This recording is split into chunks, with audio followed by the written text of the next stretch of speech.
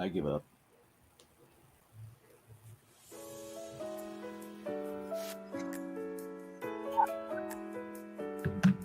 Good day. Welcome to the Upper Room with Eugene. I am obviously Eugene. In the Upper Room is where we talk truth to interestingly enough, truth to circumstance. We just speak truth to what's going on in this thing called life. And today, to help me with that, I have my dear brother, my dear friend that I've known for a while now, the Reverend Rafe Ellis, who is with us today from Columbia, Maryland. Brother Rafe, how are you today? I am well, sir. How about you? I'm good. I'm good. I'm good. I'm good. Thank you for saying yes to being here on the upper room, as we talked about briefly before we went live. That you want to talk about really, Rafe. Because there's a lot of stuff that's going on. Um, and wanted to talk about not so much that all the stuff that's going on, but what we can do as beautiful divine human beings to to navigate this thing called life. But before we get into that, I want to just ask you to tell us a little bit about you, your background, and all that good stuff, and then we'll just segue into what we segue into. The, the Cliff Note version is I am the Oh, senior minister and spiritual leader at Columbia Center for Spiritual Living. Um, I have been in and around Science of Mind way longer than I actually knew I was. Because I was connected with a lot of New Thought people in North Carolina shortly after I graduated college there and didn't know it. Um, Reverend Dr. Barbara Waterhouse was actually the first New Thought minister I experienced. And that was during a talk when she was giving a talk as the Associate Minister of Unity in Asheville, North Carolina, before they actually started CSL Asheville. Um, I love this teaching philosophy. I am a transgender, female to male transgender human being, married to a beautiful brown woman. Um, I have lived a lot of life in this short 63 years I've been on planet Earth. And a lot of it has been traumatic. I often describe it as being born strapped to the front of the crazy train with my eyes taped open. And I wouldn't trade a minute of it. yeah, Um, yeah, yeah, I have 41 years clean and sober from heroin and alcohol. Life is good. yeah. Life is good.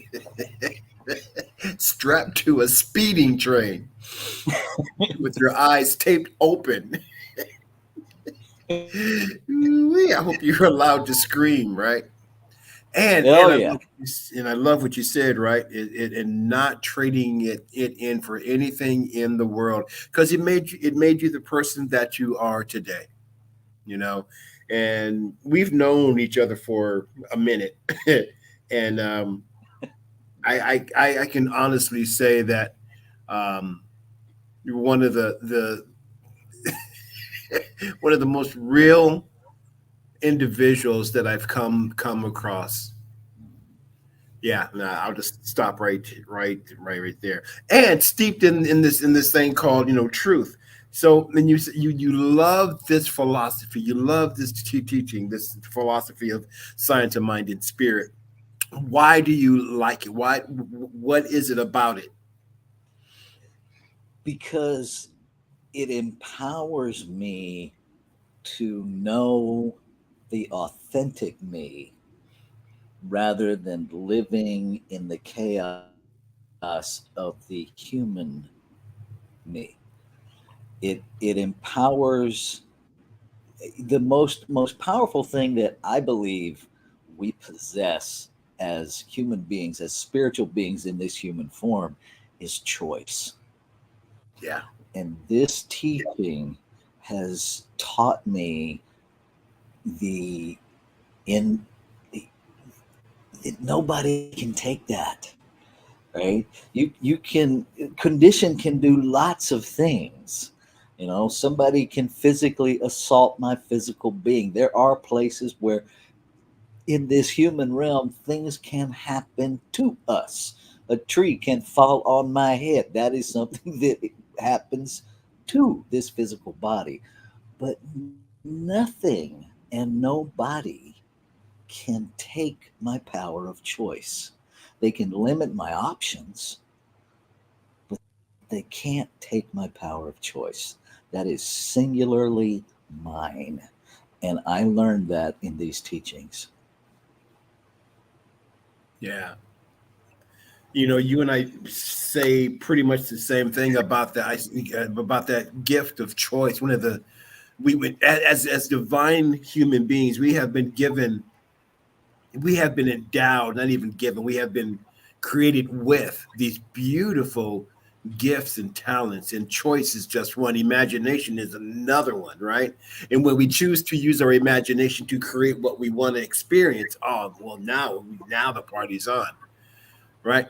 So because Rafe, we have this gift of choice, and now a lot of people that I've come across don't realize that they have that gift, and don't know that their ignorance of the gift doesn't excuse them from the life that they're living. Right? Well, how did I get here? Well, you chose to be here, maybe not consciously, but my question is, because this is a great gift that everyone has, the gift of choice. What in your opinion, George Carlin, what in your opinion, how can I put this? What's that question, Spirit? What, in your opinion, why is it that human beings around the globe, or just here in the USA, choose to be divided? Mm. That's an interesting question. Well, I think first, before we even get to that, we have to, and I think we owe it to ourselves and everybody else to be clear how we're using the word choice, right? Because I think for me, it's spiritual malpractice. It's easy to slip into just a blanket, well, you chose that, Mm-hmm. without prefacing that with how we're using choice. Because oftentimes we in this human realm interpret the word choice as blame, right? That it's your fault. And choice is simply the activity of how we use consciousness, it is the activity of belief. And I think our biggest challenge and why we stay separate is because the majority of the beliefs that are operating in us are completely out of our awareness. They are operating at that deep, unquestioned, unconscious, generational collective thought level.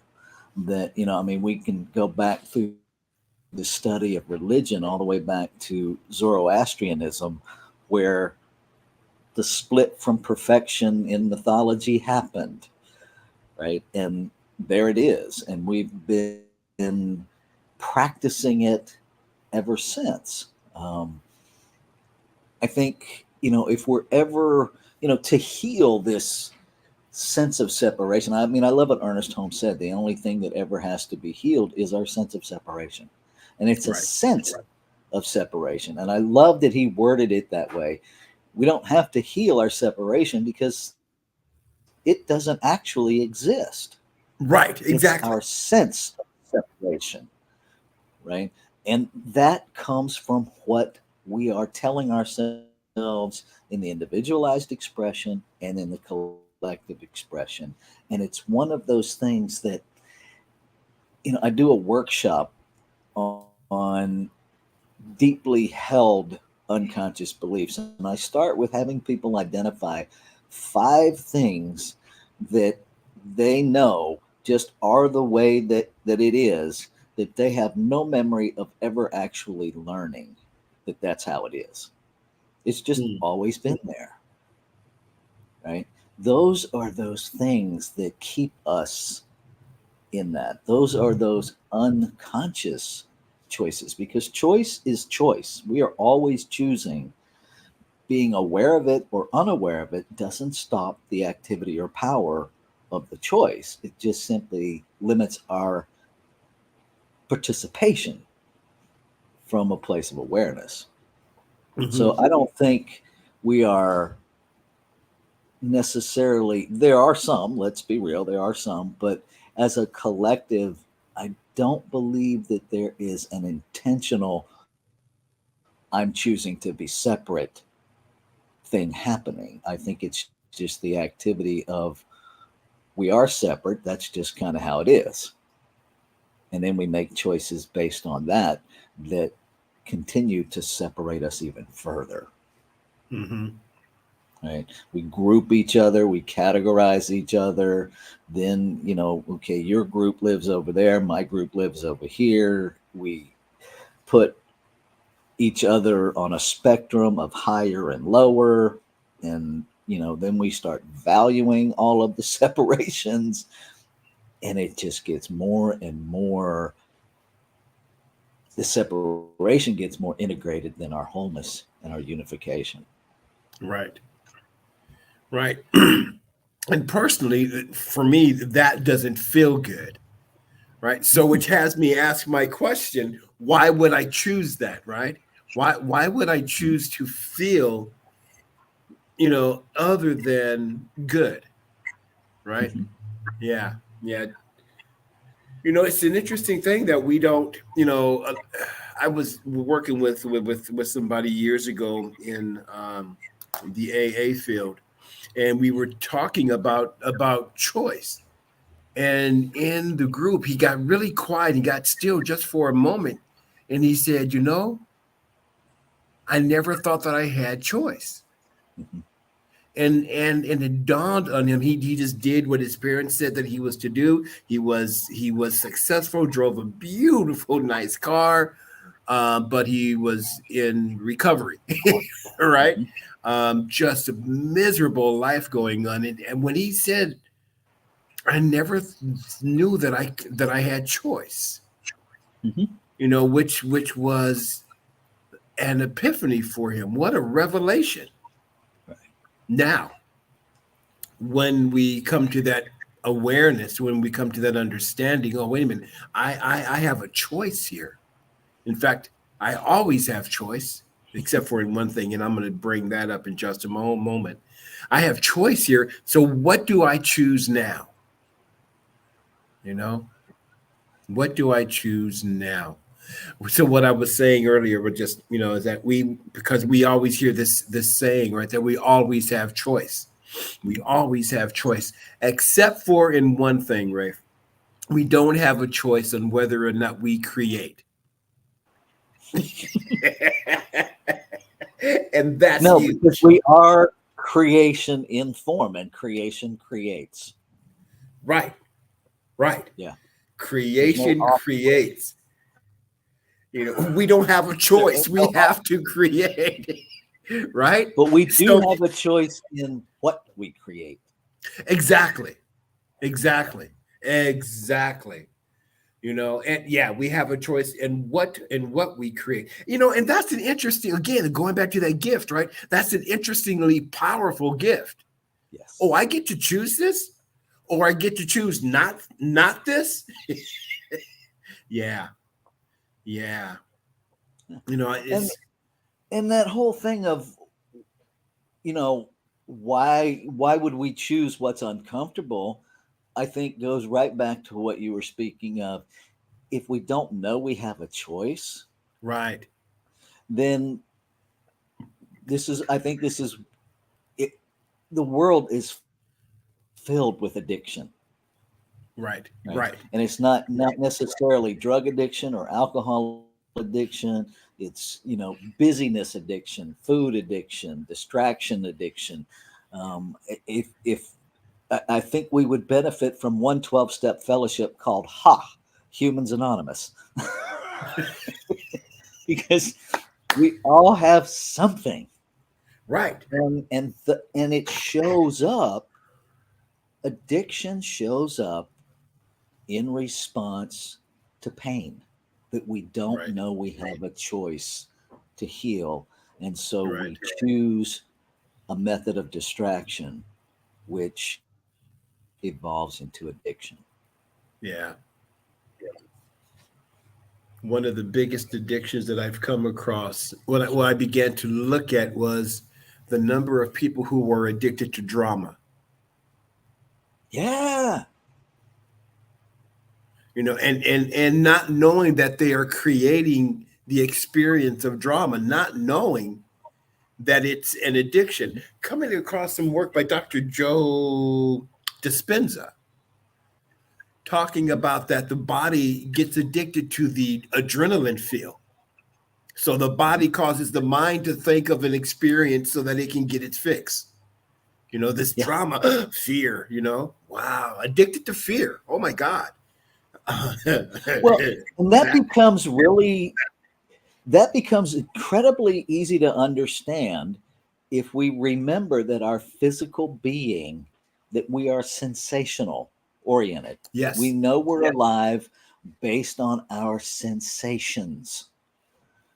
And so we created huge, elaborate entertainment and amusement parks to scare the bejabbers out of ourselves on roller coasters and different rides in order to feel really alive. Yeah. Well, when we can't live at the amusement park, drama becomes our amusement park. It becomes the place where we create the sensation of aliveness, even if it's painful. At least we feel alive. Yeah. Man. It reminds me, now this goes back years, right? I was walking through the aisles of a Blockbuster. Yes, Blockbuster. Back in the 1900s. What's that? I said, okay, dinosaur man. Yeah, right. Blockbuster. I mean, I was just a wee lad at the time, but I was walking through the aisles of this Blockbuster, and I was so shocked at the number of horror films. I mean, blood and gore. I mean, shelves and shelves and shelves, because people are addicted to that sensation. Yeah. Which brings up another thing, right? That we're not our bodies. No. We may not want to go there yet.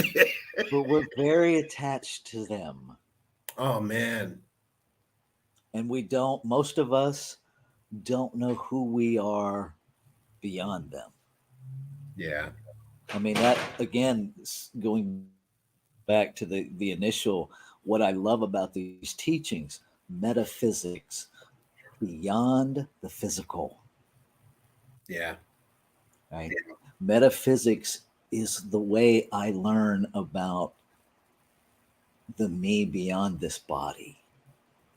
Yeah. Yeah. And then I can appreciate the container. Yeah. And the container is remarkable.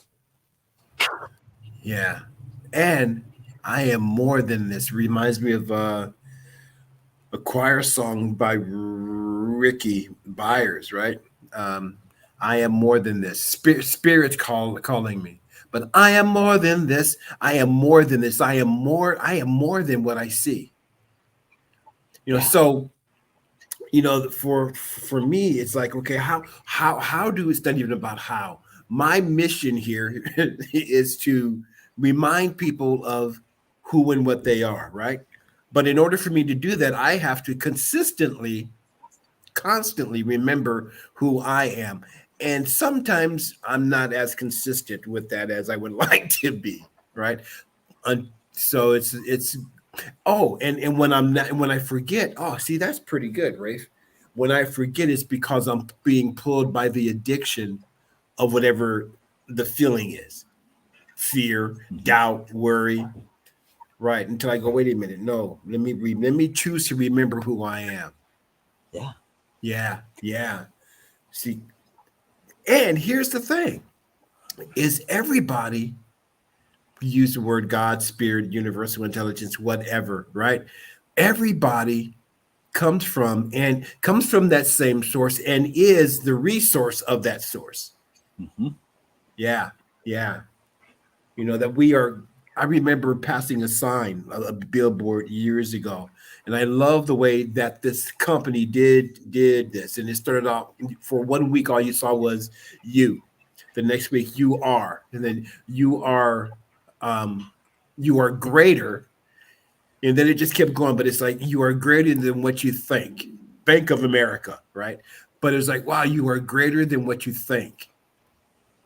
So one of the reasons why I do the upper room is to remind people that we are greater than what we not only greater than we think, but greater than what we have been led to believe. Yeah. Yeah. Well, and if anybody that's familiar with the four agreements, right? Don Miguel Ruiz's book, The Four Agreements. Go back and reread the introduction and chapter 1 over and over again until you get everything he's saying in the intro and in the chapter 1 before you even worry about the four agreements, because he brilliantly lays out how as human beings we are programmed, how our human conditioning creates our sense of separation, creates our misunderstanding of who we are, and makes it difficult to shift. Because if we don't, what he points out is if we don't take responsibility for the words, for the meaning that we've each assigned to the words, we Whew. inadvertently reinforce the very things we're trying to change. Right? Because, as you so brilliantly pointed out, Eugene, we create. There's no off switch. And so, whatever beliefs are operating, whatever agreements we're operating from, are creating our experience of this thing we call life. And the only way to change that is to go back and change those agreements, to change the beliefs.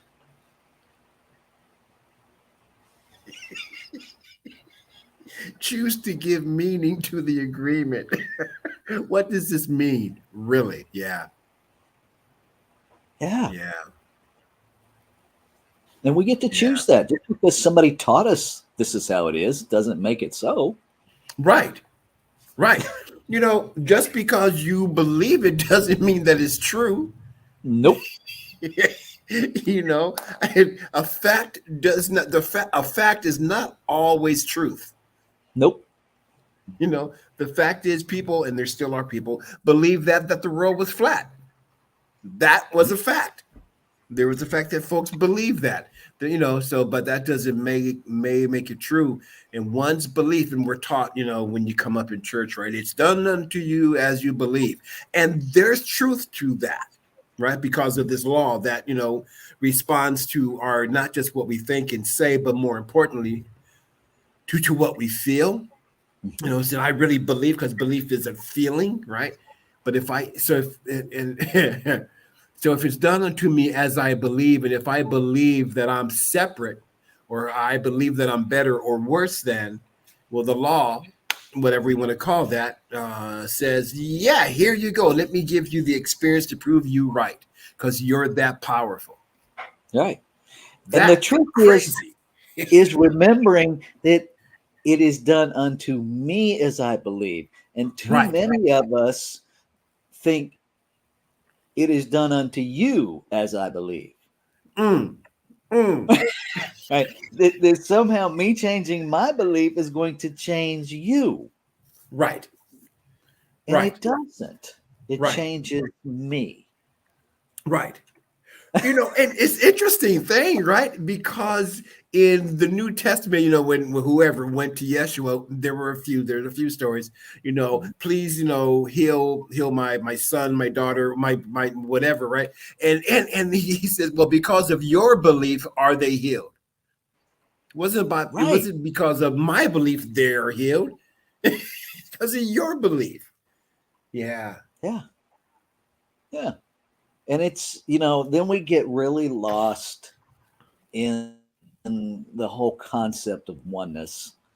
And for me, over the years, that has really shifted to understanding it way more from the perspective of wholeness than oneness.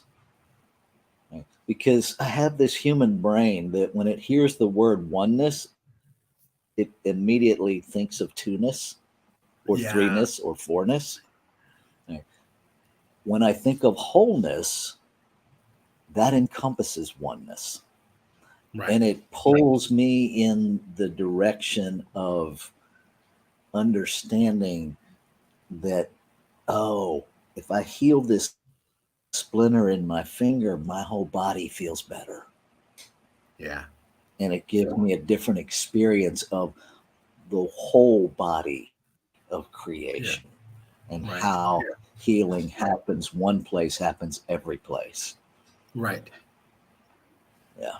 Yeah. Yeah. The other thing about what I love about the concept of wholeness is that in wholeness, there's nothing missing. Right. Right. And you can't add anything. Right. Nothing missing, nothing can be added. Right. Right. So in this teaching, and you've been around for a while, right? We hear whole, perfect, and complete. Well, complete and whole are two of the definitions of the word perfect, right? So, but planned redundancy is a good thing. Yeah, planned redundancy is a good thing, right? Yes. But again, in that wholeness, in that wholeness, there's nothing missing. No. So let me not only believe in my wholeness, but then because belief is a good place to start, right? It's a great place to start. And then I want to get to the knowing, because once I know, then I know. Then I know that I know. Then I know that I know that I know. Because my belief might change depending on what information I might get, right? Well, I believe that 2 + 2 was 3. Oh, wait a minute. But I came to know that it's 4. Yeah. Yeah. Well, yeah. And it's that, for me, there's so many complexities to this journey in this human realm. I mean, you referenced that there are people who believe the world was flat. There are also people who, and maybe it's just the nuance of understanding and words that, I create my own reality. And that's not what we teach. We teach there is one reality and we're all using it. And I love the Ernest Holmes quote that really addresses that many of us think our thoughts create reality. This has never been true. Thinking the world was flat never made the world flat. It simply flattened our experience of it.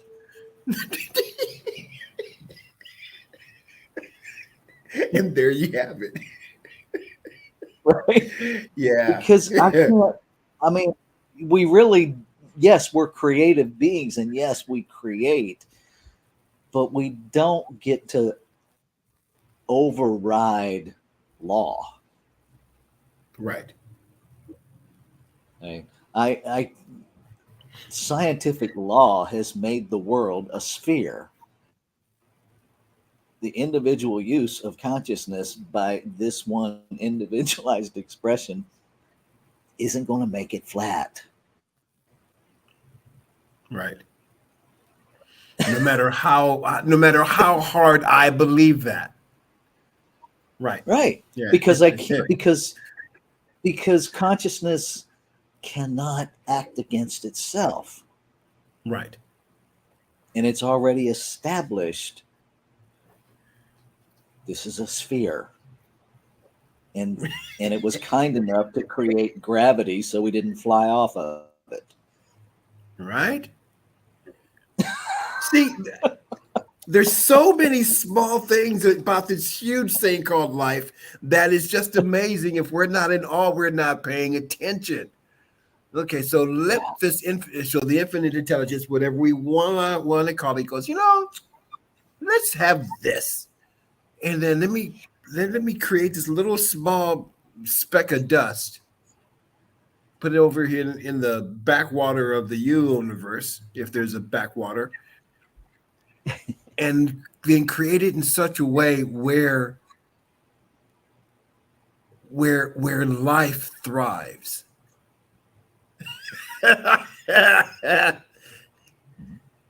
Yeah, it's pretty amazing. It is. And that, even that for me has become nuanced, because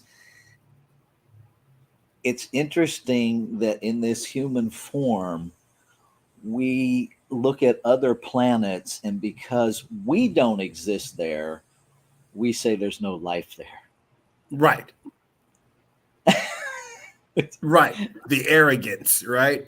I'm just saying, perhaps we have that incorrect.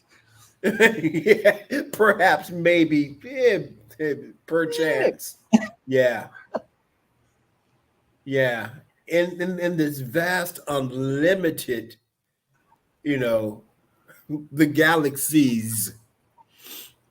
It's like I had this thought, right? This is going along with that, looking up into the nighttime sky and all the stars, right?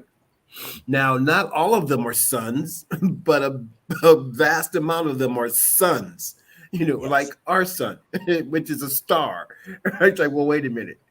Okay, wait, hold up. Okay, we can't be the only ones around here in this vastness of unlimited potentiality, please. Yeah. Things that are And our go ahead. and even if on these other planets there's nothing there that moves or breathes, if life is all there is, then doesn't whatever's there qualify as life and living? I'm just saying. But it's that same thing that we keep, and I think it's part of the function of being human. We're always dancing with this journey of understanding the infinite with finite brains and finite words and finite understanding. Right. And so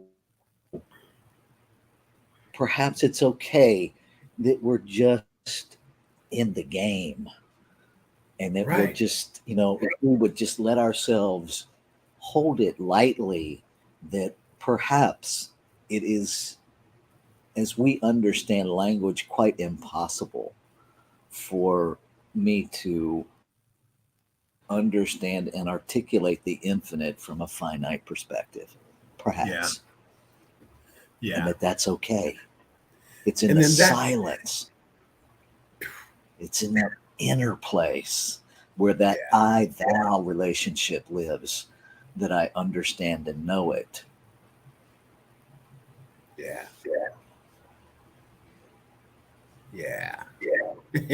And in the meantime, right? Life is everywhere, out there. But in the meantime, bringing it back home to be the best you that you can possibly be. Yes. And Yeah, not be. Go ahead. Go ahead. And not be afraid. Well, and go ahead. when we're in touch with that inner self, the divine self, then we have a baseline to measure, am I in alignment with? Yeah. Right. That's how I know, am I being the best version of me I can be? Am I in alignment with that divine self? Yeah. But if I don't know that divine self, then I compare myself to you. Right. Right. And if you're comparing yourself to me, the situation is already worse than you thought. Just saying. Rafe, we can talk about this stuff, and we will continue to talk about this stuff all day long, just not here in this particular format, because we have come to our time. But I want to ask a question before we leave. What do you want people to know? What would you like them to know? That all of us are divine, on purpose, intentionally created, one of a kind, never to be repeated, smiles in the heart of creation itself for the sole purpose of the infinite experiencing itself as you. That's who you are. Yeah. Yeah.